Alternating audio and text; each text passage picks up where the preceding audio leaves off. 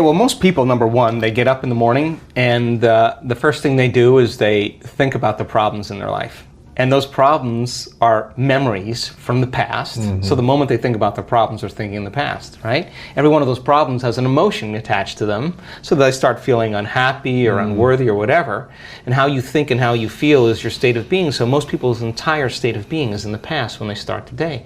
So if they're in the familiar past, they're going to live in a predictable future, right? So they get up and they check their cell phone, they check their text, their WhatsApp, their Facebook, they post something on Facebook, they tweet, they Twitter, they check the news, then they go to the bathroom, get a cup of coffee, take a shower, get dressed, check more emails, drive to work the same way, do the same thing. So they're in a program. They've actually lost their free will to the program. Wow. So if you start your day, and you start your day with this simple question, what is the greatest ideal of myself that I can be today? You ask yourself that question. And now listen, your body's going to go like, well, we got to get a cup of coffee, and you got to. I'm tired. Yeah. And you got to go, body.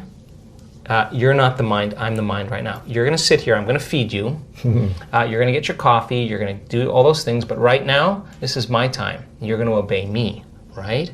So now the body's no longer the mind, you're the mind. And so when it wants to get up and you become aware of it and return back to the present moment, every time you do, that's a victory.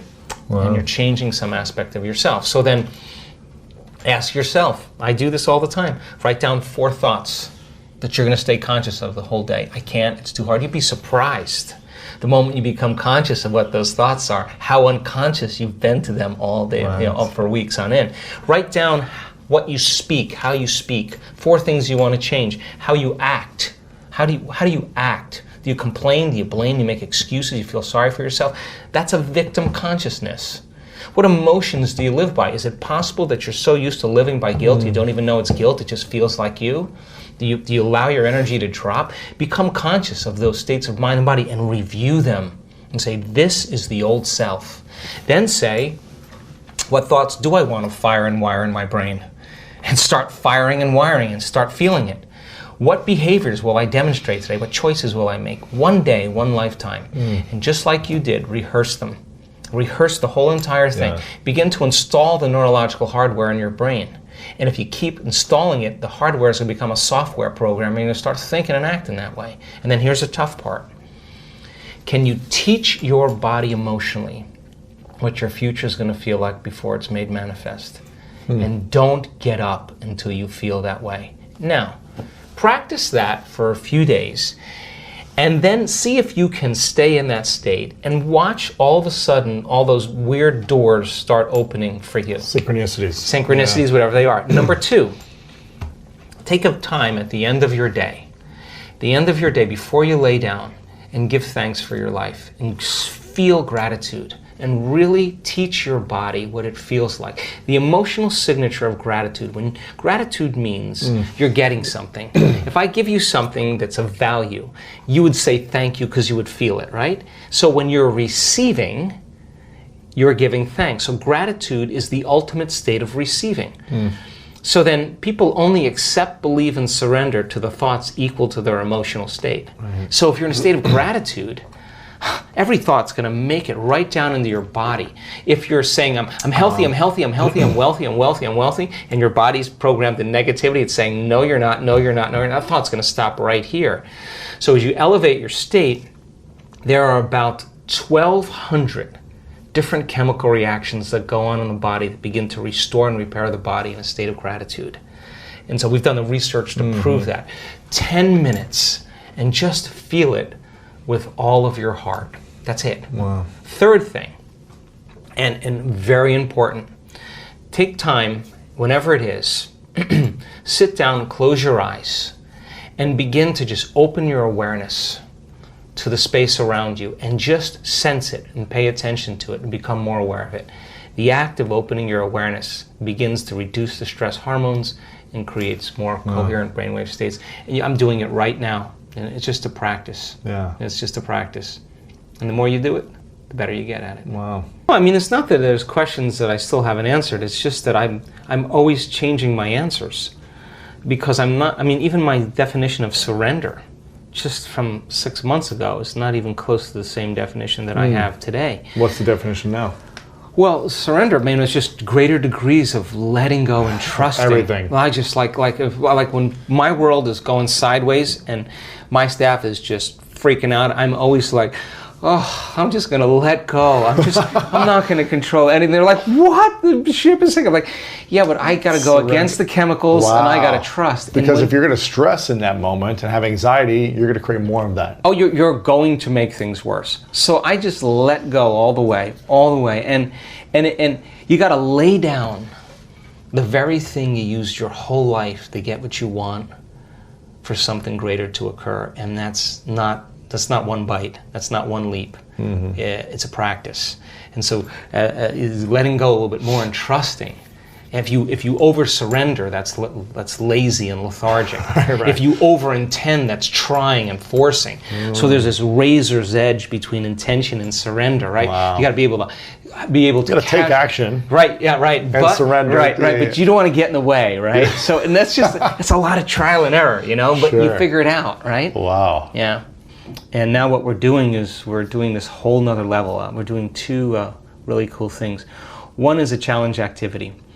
And what I want to do is we now know that our students can create a lot of brain and heart coherence, but they can do it with their eyes closed in a room with 1,000 people and soft music playing and they feel safe. But now let's get them in a situation where that would normally elicit fear or some anxiety. Emotion. Get them in the real world. Get them in the real world and get them up somewhere where they're feeling a little uncomfortable or they're being challenged through endurance. And let's see them create brain and heart coherence right on that spot. Like this is the moment. This is your life.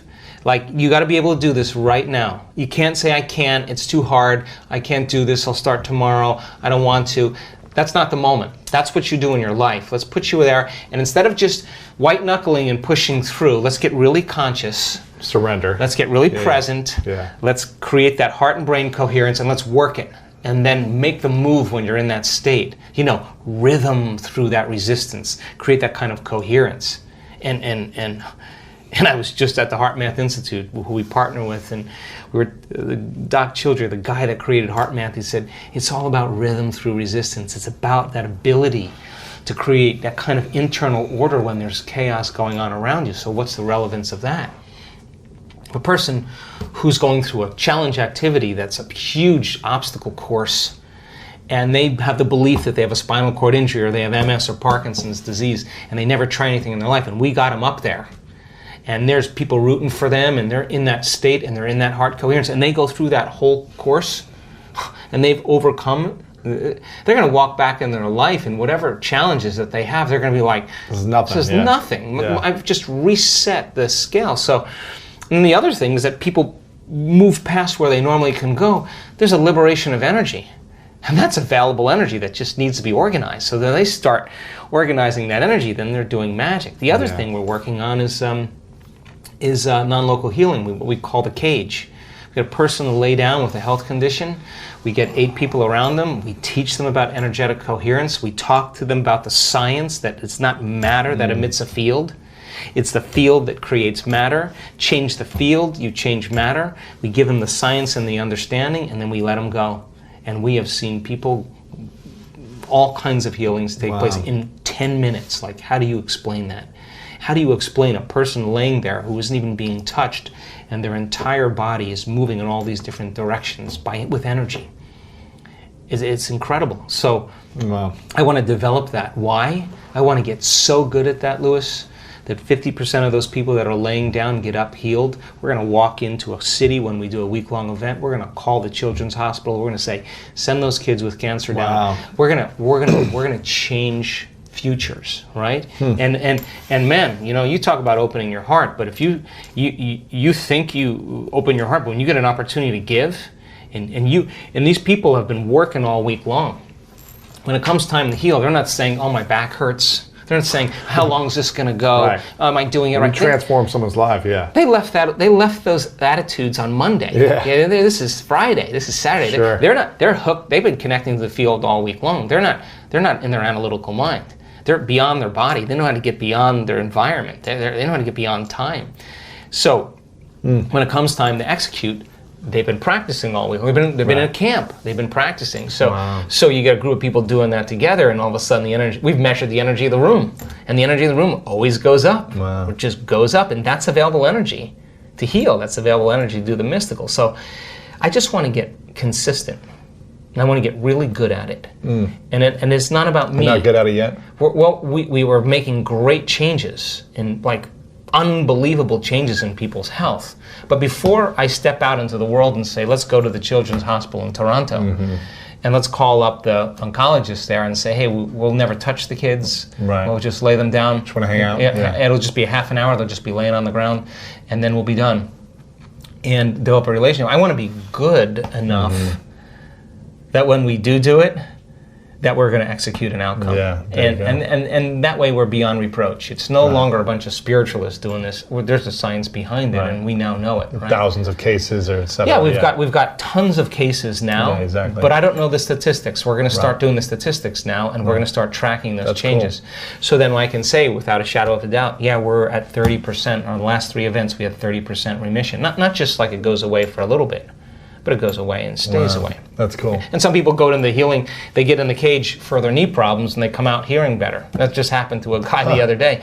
He had a bad knees, and he went in to get his knees healed, but he forgot that he didn't think about his hearing problem. He got bit by a poisonous snake when he was like a 3-year-old kid, and always had hearing problems, wears hearing aids the whole bit. He comes out of he said he'd never felt in that amount of love in his entire life. Wow. And that's the common thing that people say. The woman that got her vision back, that's not what she talked about. She didn't talk about the fact that she could see. All she kept saying was, I feel like a child again. I feel like a baby again. I feel fresh.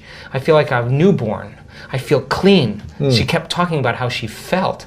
Then she said, oh yeah, and I can see faces now. Right. And there were these 2 big flower arrangements on the stage, and she said, I thought those were guards guarding Dr. Joe the whole week. She couldn't even see the flowers. She just saw the form.